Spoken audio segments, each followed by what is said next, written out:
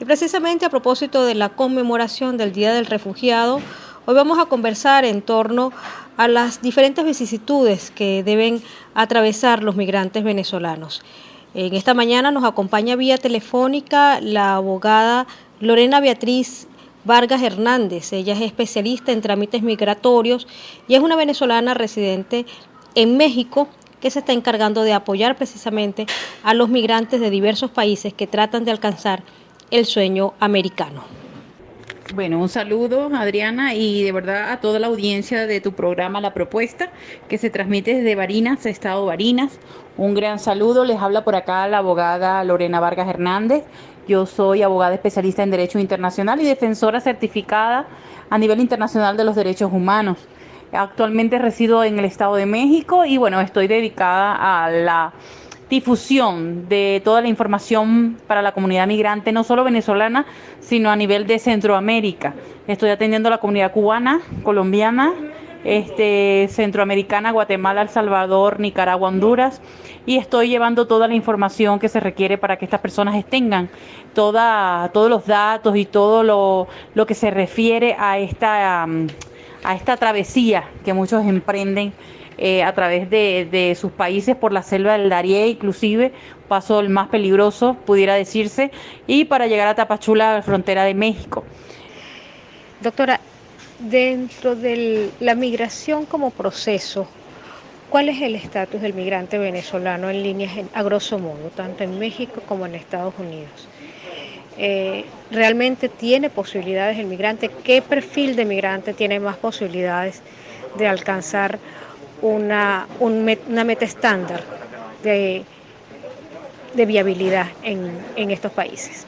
Con respecto a la primera pregunta acerca del estatus del migrante venezolano en México y en Estados Unidos, yo pudiera decirte que la persona que intenta o llega a México pudiera pedir a un refugio, a Comar, que es la Comisión Mexicana de Ayuda al Refugiado, ¿ok? Te hago esta acotación y hago un paréntesis para explicar. La persona que llega a México y su intención es no emigrar a Estados Unidos, no cruzar fronteras y se quiere quedar en México, tiene la opción de ir a la Comisión Mexicana de Ayuda al Refugiado y pedir su refugio, el cual es mucho más sencillo que pedir asilo. Recordemos que el asilo y el refugio son dos figuras del derecho internacional totalmente distintas en sus efectos, sus consecuencias y sus requisitos, ¿ok? Entonces es mucho más sencillo pedir un estatus de refugio en México, la cual no le van a pedir ningún tipo de pruebas, con la sola declaración de que en su país no le están garantizando sus derechos fundamentales, pues le va a ser concedido el refugio. Va a tener un estatus regular en México y va a poder tener salud gratuita, va a tener educación gratuita para sus hijos y va a poder, bueno, conseguir un trabajo que no es tan bien pagado como en los Estados Unidos, pero por lo menos le da para mantenerse y tendrá un mejor estatus que en Venezuela. La segunda tiene que ver con el día que celebramos hoy. Hoy conmemoramos el Día del Refugiado y queremos saber, ya tenemos una caravana con una gran cantidad de venezolanos. Quisiéramos saber si usted tiene el número concreto de venezolanos que logró cruzar el Río Grande y si hay referencia a cuáles estados de Venezuela tienen mayor cuantía. Con respecto al Día del Refugiado, pues es muy acertado tocar este tema, ya que, bueno, hay muchas personas que te van a escuchar y que pasarán esta información. Es importante que la transmitan para que la gente esté informada de lo que está pasando en la actualidad. Actualmente estamos viendo una diáspora y unas caravanas numerosas de migrantes, sobre todo yo creo que pudiera decir que el 70% son personas venezolanas de diferentes estados de Venezuela. Las que más escuchamos, el estado Zulia, suma bastantes personas que están migrando, pero igualmente de todos los estados de Venezuela. Un 10% nicaragüense, un 15% hondureño, cubano, también pudiera decir que un 10%, y así van repartidos. En el momento en que se rechaza que el Estado, que el Departamento de Migración estadounidense indique que una persona no califica para el asilo, ¿cómo es el proceso para la deportación de ese venezolano? Un perfil de migrante viable para los Estados Unidos sería una persona que tiene una historia comprobada para pedir asilo político, donde tiene que comprobar con pruebas fehacientes, valga la redundancia, que tiene persecución en su país por motivos políticos, que tiene riesgo de su vida, que ha sido torturado, ha sido vejado ha sido detenido o ha sido golpeado en marcha, en fin. O sea, tiene que acreditar una serie de cosas que puedan hacer ese miedo creíble de verdad, que su vida corre peligro a ser regresado a su país, en este caso Venezuela. Pero recordemos que el asilo tiene 5 causales, que además de la persecución política, pudiera ser discriminación por raza, sexo, nacionalidad o por pertenecer a un grupo social determinado. En este sentido sería la comunidad LGBT+, ¿ok? Entonces ahí es el perfil del migrante que calificaría para asilo, tendría que estar encuadrada en esas causales que te digo, y muchas personas viajan sin saber ni siquiera qué es el asilo, ni siquiera qué tienen que probar o qué tienen que llevar, y son deportadas porque al ser entrevistadas por el oficial de migración, que ahora desde el 31 de mayo se hace al entrar, son devueltas a México porque no califican para asilo. O sí te puedo decir que ahí han cruzado aproximadamente de venezolanos, unos 900 venezolanos hasta el día de ayer, y entiendo que un 60% de esos ha sido devuelto. El otro 40% está procesándose en los centros de detención, y un 20% de ellos van a ser deportados por cuanto no califican para la figura del asilo, y el otro 20% pues se deja para defender su caso y son los que califican. En este caso, mujeres con niños, personas enfermas, discapacitadas, pero la mayoría, los hombres solteros de 20 a 40 años han sido devueltos porque no tienen prioridad. Acuérdate que el título 42 se sigue aplicando como medida de deportación masiva de inmigrantes, aun cuando ya no hay pandemia. No se puede decir que obedece a la pandemia. El gobierno de Joe Biden no pudo, con una decisión de un juez federal que decidió dejar con efectividad el título 42. Interesante lo que venimos conversando con la doctora Lorena Vargas Hernández, abogada especialista en trámites migratorios. Doctora, vamos a hacer una pequeña pausa musical. En esta ocasión vamos a escuchar la cooperación de Luis Enrique con C4 Trío, otra canción dedicada a los migrantes.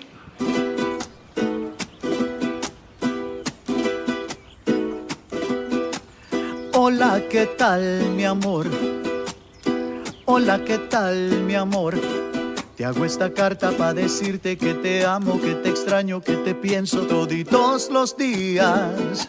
Baila mi corazón, baila mi corazón, al recordar aquellas tardes en la esquina y la brisa de la calle donde yo corría, que fue de Doña Flor, con su tiendita donde compramos las cosas que abuela pedía. De mi compadre dame razón, aún sigue viva su poesía, que en la lejanía me acerca a vos.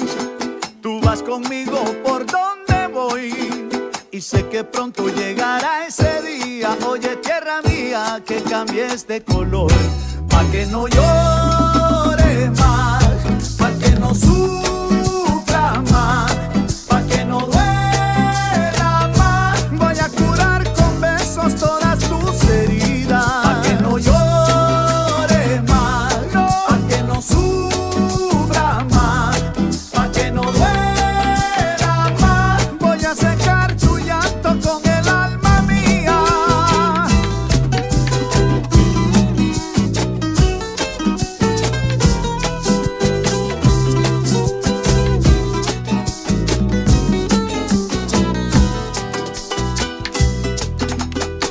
Cuéntame sin temor, cuéntame sin temor.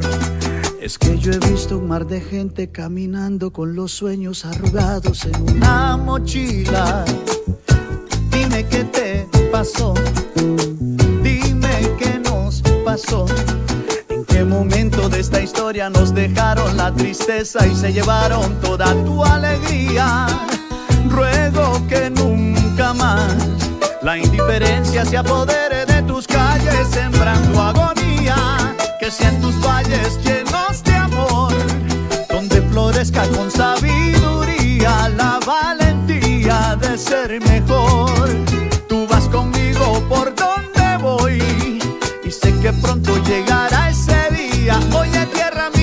que cambies de color. ¿Pa' qué? Pa' que no llores más, ay, pa' que no sufras más, Pa' que no sufras. Voy a curar con besos todas tus heridas. pa' que no llores más, Pa' que no pa' que no llores. sufras más, Pa' que no sufras.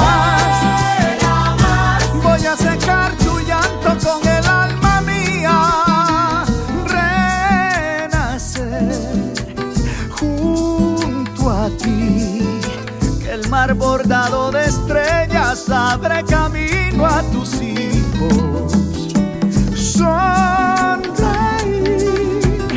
otra vez, pa' que lo malo se vaya de ti, mi tierra querida. pa' que no llores más, pa' que no No sufras sufras más, más, no pa' llores que no más. duelas más, Voy a curar con besos todas tus heridas. pa' que no llores más, Por ti doy la pa' que no vida. sufras más, Oye, tierra mía, voy a secar tu llanto con mis manos, pa' que se acabe la tristeza y reine la paz. Oye, que caiga un aguacero de agua bendita. No, no, no te rindas, no te me rindas. Pa' que llegue a Nicaragua y Venezuela la libertad. Dame ese coro otra vez. Oye, pa' que no sufras más, óyelo. pa' que no duelas más, Voy a curar con besos todas tus heridas. no llores más, Pa' que no sufras más, pa' que no duela más. Voy a secar tu llanto. No es fácil salir del país y mucho menos tener que regresar, sobre todo cuando se va bajo la esperanza de conseguir mejor fortuna en otra tierra. Continuamos nuestra conversa con la doctora Lorena Beatriz Vargas Hernández, abogado especialista en trámites migratorios vía telefónica desde México. De estos venezolanos que lograron cruzar Río Grande, ¿cuál es el proceso que sigue ahora? Ahorita deben entregarse a la migra. Me imagino que hay un esquema de calificación para poder obtener la categoría de asilo y a partir de allí pues un seguimiento por parte de las autoridades estadounidenses para el área laboral y de ocupación de estos venezolanos. Con respecto al proceso de cruce, la persona luego que cruza el río se entrega a la Border Patrol, que está en Eagle Pass, ¿ok? Y luego que se entrega a la Border Patrol, ellos los llevan a un centro de detención que, por cierto, están saturados sumamente y son procesados los que califican para defender el miedo creíble, para defender su asilo en base a aprobación del miedo creíble. Los demás son devueltos inmediatamente por el puente internacional. O sea, ellos cruzan inmediatamente, ellos cruzan por debajo, los devuelven por arriba del puente. ¿Ok? Y los demás sí son detenidos y esperados para que defiendan, sigan defendiendo, porque es que el miedo creíble lo defienden en primera instancia a la entrada con un oficial de migración. Entonces, ese proceso es que la persona llega, le hacen unas preguntas determinadas que hacen que ellos evalúen si califica para defender su caso de asilo. En este caso sería el miedo creíble. Y bueno, van a ser procesados, se les va a dar un número de alien, que es como un número de identificación para que tiene el extranjero una vez que ingresa a los Estados Unidos. A algunos les colocan grilletes para ser ubicados, algunos les dan celulares con GPS para mantenerlos ubicados también. Otros sales con parol, un parol de 2 o 3 meses, muy poco sales con parol de 1 año. Esto les permite tener inmediatamente acceso al trabajo, pero es muy poco los casos que salen con parol. La mayoría de los cubanos sí salen con un parol, pero muy pocos venezolanos les han dado parol y cuando se los dan son muy cortos la vigencia, de 2 meses máximo. Las denuncias sobre maltratos, golpes y vejaciones hacia el venezolano. Normalmente pues cada país le da un matiz por el dolor propio que traduce cualquier acción en contra de un connacional. ¿Pero es el estándar que se produce normalmente en fronteras o ciertamente usted considera que hay un esquema de xenofobia particular hacia los migrantes del surcontinente, específicamente Venezuela? ¿ok? En cuanto a las denuncias de maltrato y vejación que sufren los migrantes, no hay un estándar, como decir, que sea dirigido a una nacionalidad específica, o sea, que sea a los venezolanos, o sea, a los salvadoreños, a los hondureños, no. Yo creo que ese maltrato se da de manera general, o sea, los oficiales de migración están tan colapsados y tan rebasados por esta comunidad que está marchando, por esta ola de migrantes, que va hacia Coahuila, Piedras Negras, que ya no pueden, pues entonces algunos pierden la paciencia y los maltratan. Hay gente que los maltrata por xenófobos. Definitivamente hay xenofobia, sí la hay, pero yo creo que no está dirigido a ninguna nacionalidad en específico. Se produce violaciones de derechos humanos a nivel general, ¿ok? En el momento en que se rechaza que el Estado, que el Departamento de Migración estadounidense indique que una persona no califica para el asilo, ¿cómo es el proceso para la deportación de ese venezolano? Bueno, en cuanto a cuando el migrante es rechazado, como te digo, el migrante tiene dos formas de ser evacuado de los Estados Unidos hacia México. Una es la deportación, que es cuando la persona entra, lo reseñan, ¿ok? Y luego le hacen las preguntas, no califica, sale deportado. La deportación tiene como consecuencia un castigo de 10 años para volver a ingresar a Estados Unidos, no puede volver a ingresar, ¿ok? La devolución es otra forma, que es que ni siquiera lo dejan hablar, ni declarar, ni nada, sino que por el título 42 les ha aplicado esto y es devuelto a México, ¿ok? Y esa persona puede volver a intentar al día siguiente y así hasta que finalmente, si lo reseñan y lo deportan, ya va a sufrir las consecuencias que antes te dije, ¿ok? La gente que tenga familiares en Estados Unidos, que no sepa de su estatus, que haya perdido el contacto, ¿cómo puede hacer desde Venezuela para ubicar? O sea, en cuanto a las familias que no sepan de o los familiares que están inubicables, aquellas personas que tienen familiares migrantes y saben que salieron pero no saben dónde están, es muy difícil que les pueda indicar dónde llamar. Es difícil porque esos teléfonos desde Venezuela no los van a poder ubicar, no van a poder comunicarse, no hay un correo, no hay nada. En la actualidad, los medios de comunicación son los que están dando la información de los migrantes, cuando los toman en video, cuando son cuerpos de las personas que fallecen ahogadas lamentablemente en el Río Grande, que los reseñan, le toman fotografías y los suben a redes sociales como Facebook, como Instagram. Ahí es que la persona se entere. Lamentablemente, la parte informativa la están haciendo actualmente los periodistas y los youtubers, todas esas personas que están en frontera tomando estas personas que están pasando, las están grabando. Es más, le dicen a quién van a saludar. Por ejemplo, el periodista John William Richie, que está destacado en frontera de Impacto Visión Noticias, es una gran labor, está haciendo una loable labor porque está acompañando a los migrantes y además los deja hablar con su familia para que envíen mensajes. Y yo creo que no te podría decir que en alguna autoridad ellos pudieran llamar porque no les van a dar información. Definitivamente esa información no es posible a través de las autoridades. Su mensaje final, doctora, hacia la intención de migración de los connacionales. ¿Cuál es la decisión más sensata? ¿Qué cosas deben considerar antes de tomar esta determinación tan fuerte como someterse ellos y sus hijos a peregrinar por tantas zonas peligrosas para llegar a la frontera sur de Estados Unidos? Mi mensaje final para las personas que me escuchan a través de tu programa es que lo primero que tienen que hacer antes de emigrar es asesorarse bien con un abogado experto en la materia. Primero tomar la decisión hacia dónde van, también quitarse de la mente que Estados Unidos es el único destino posible, porque no lo es. Hay otros países donde ellos pudieran hacer vida de manera más fácil, menos complicada, menos riesgosa, no atravesar estas selvas peligrosas exponiendo a los niños. Por favor, los niños déjenlos en el país, no los traten de sacar a esas travesías tan peligrosas, tan riesgosas. Y pienso que que la asesoría es fundamental.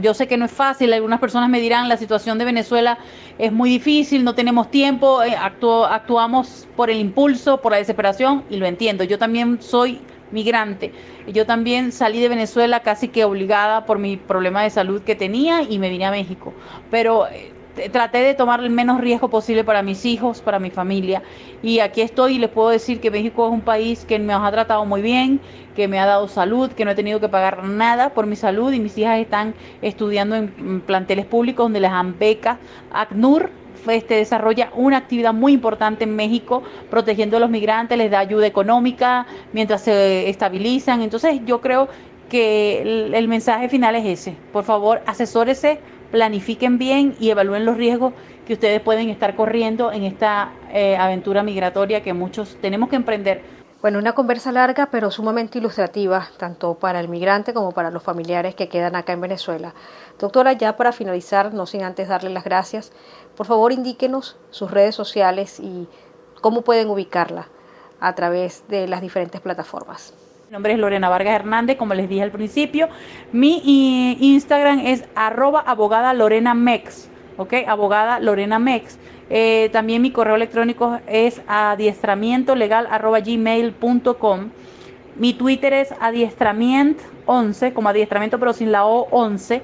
Gracias, Adriana, por esta invitación, por de verdad tomarme en cuenta. Por acá me encuentro a la orden para cuando quieras y bueno, que pases muy, muy feliz día.